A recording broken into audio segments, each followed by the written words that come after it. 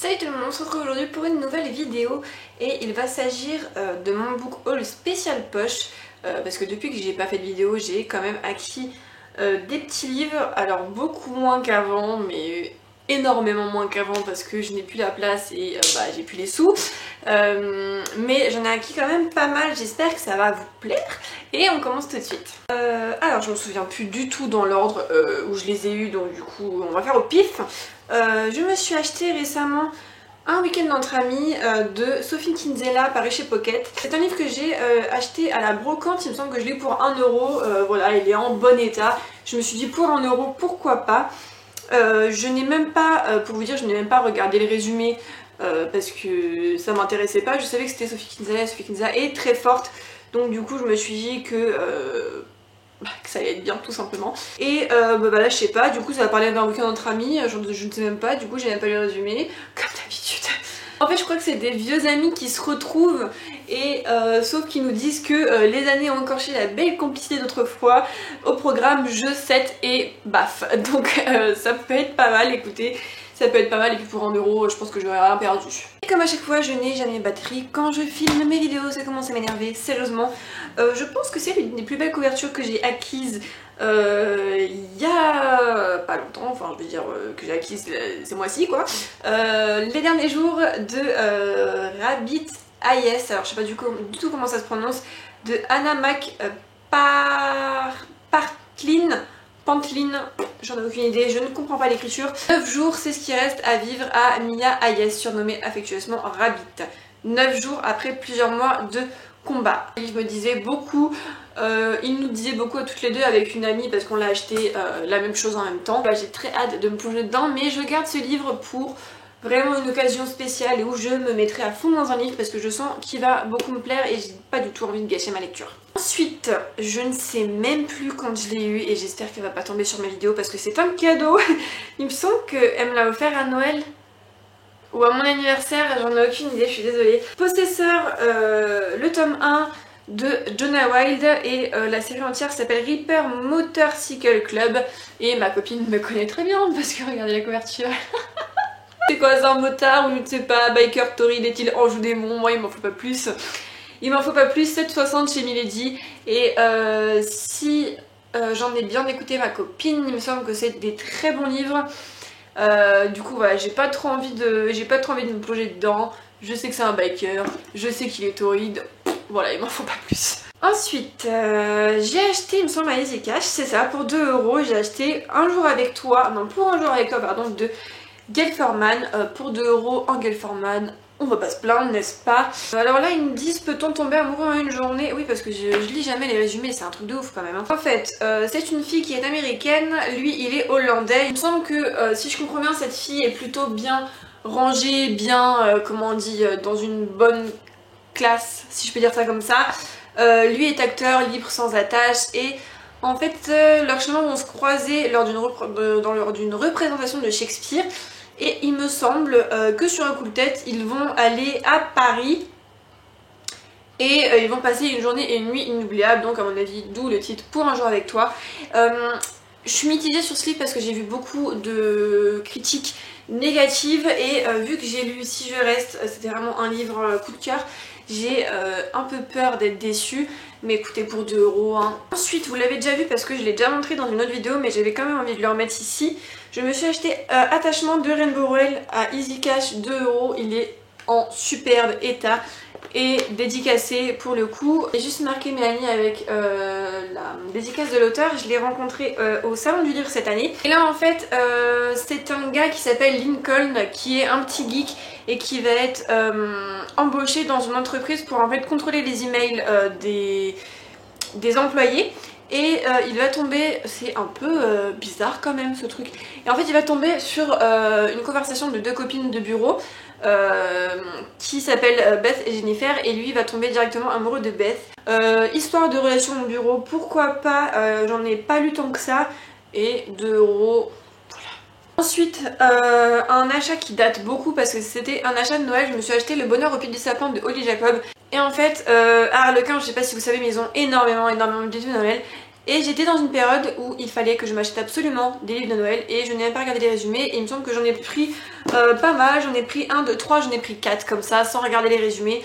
J'avais tellement envie de lire des livres de Noël que je me suis dit allez je prends, c'est pas grave, on s'en fout. Alors là il va y avoir une tempête de neige dans la ville de cette fameuse Maëve et elle va essayer de sauver tout le monde pendant cette période de Noël. Essayer d'offrir son hospitalité à tout le monde. Pourquoi pas, ça peut être vraiment, enfin c'est vraiment dans le thème de Noël, hospitalité, convivialité, etc.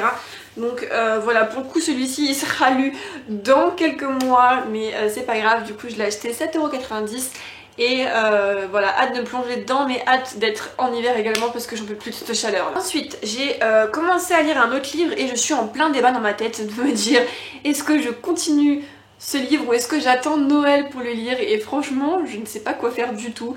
Et ils disent là à Noël tous les miracles sont permis. En fait c'est une si je me souviens bien c'est une jeune fille qui entretient une comment dire comment on appelle ça, ah ouais, amour épistolaire, mais comment on appelle ça, enfin elle entretient des contacts par courrier avec un jeune garçon. Je vais pas trop vous spoiler mais elle a eu quelques problèmes dans son enfance et en fait sa psy lui avait trouvé un petit garçon pour voilà, échanger avec lui sur l'horreur qui s'était passée quand elle était petite. Et en fait elle a gardé cette relation par courrier depuis toujours et là maintenant il me semble qu'elle a 25, peut-être 25 ans, un truc comme ça, je m'en souviens plus. Et en fait, il va y avoir un homme qui va apparaître dans sa vie parce que bah, il éveille plein de sentiments en elle alors que tous ces sentiments étaient dédiés à son ami épistolaire, si je peux dire ça comme ça. Et j'avais vraiment beaucoup accroché et voilà, je m'étais décrochée parce que je n'avais plus envie de lire. Et je vais peut-être le mettre de côté celui-ci et je vais le reprendre parce que j'ai bien envie de le continuer et il me semble qu'il y avait déjà quelques passages qui n'étaient pas très clairs et qui pourraient mener peut-être à résoudre son problème. Enfin bref, du coup je pense que je vais mettre de côté celui-ci parce que j'ai bien envie de le lire maintenant.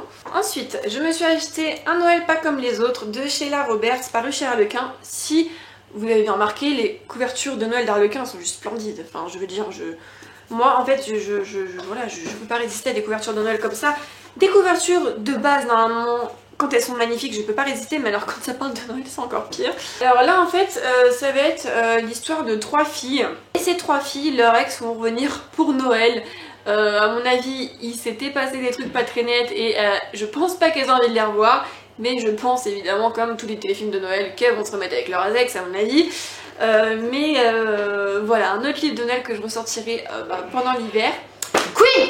Donc voilà, des histoires de filles pendant Noël, moi je dis pas non. Ensuite, La magie de Noël que j'ai acheté, toujours paru chez Harlequin, de Liz Taylor. Et en fait je me souviens de ce résumé, c'est une milliardaire qui va trouver un SDF dans la rue si je me trompe pas et qui va lui venir en aide et en fait qui va lui proposer un poste dans son entreprise si je ne me trompe pas. Si je ne me trompe pas, alors ça c'est typiquement le film, enfin le téléfilm que vous pouvez voir sur M6 pendant Noël. Mais c'est un livre que j'ai également très hâte de commencer, pourquoi pas, voilà c'est Noël et je vous en dirai plus pendant l'hiver. Et dernier livre qui n'est pas à moi mais qui m'a été prêté, Vivre et lâcher prise de Gin Finlay, qui m'a été prêté par ma meilleure amie. Et en fait, il y avait une période, il me semble que c'était l'année dernière déjà, ça date de l'année dernière, où il s'est passé beaucoup de trucs dans ma vie et en fait Pauline me disait que, enfin ma pote me disait que je me prenais trop la tête et qu'en fait ce livre avait carrément changé sa vision des choses pour elle. Et du coup je me suis dit pourquoi pas, je n'ai pas osé le lire encore parce que je me dis si ça change quelque chose, enfin j'ai un peu peur de me... Voilà, j'ai un peu peur de me lancer dedans et je suis carrément bête parce que c'est pas encore le dernier livre, mais voilà, j'ai un peu peur de me lancer dedans, j'ai pas lu le résumé, mais bon si ça peut m'aider, bah écoutez pourquoi pas. Et ensuite je me suis acheté le tome 4 et le tome 5 de Chasseuse de vampires, non Chasseuse de la nuit. Voilà, Clara va être très contente que je les ai achetés parce que c'est une de ses sagas chouchoutes. Et du coup, le tome 4 il s'appelle Creuser sa tombe et le tome 5 il s'appelle Réunis dans la tombe. Et en fait, je me souviens même plus, mais je m'en souviens absolument plus du premier tome. Je sais même pas si j'ai lu le tome 2. Bon, je sais pas. Je crois que j'ai lu le premier tome, mais je suis même plus sûre. C'est de la Bite Light, mais je m'en souviens absolument plus de quoi ça parle. Je les ai achetés 2 € chacun.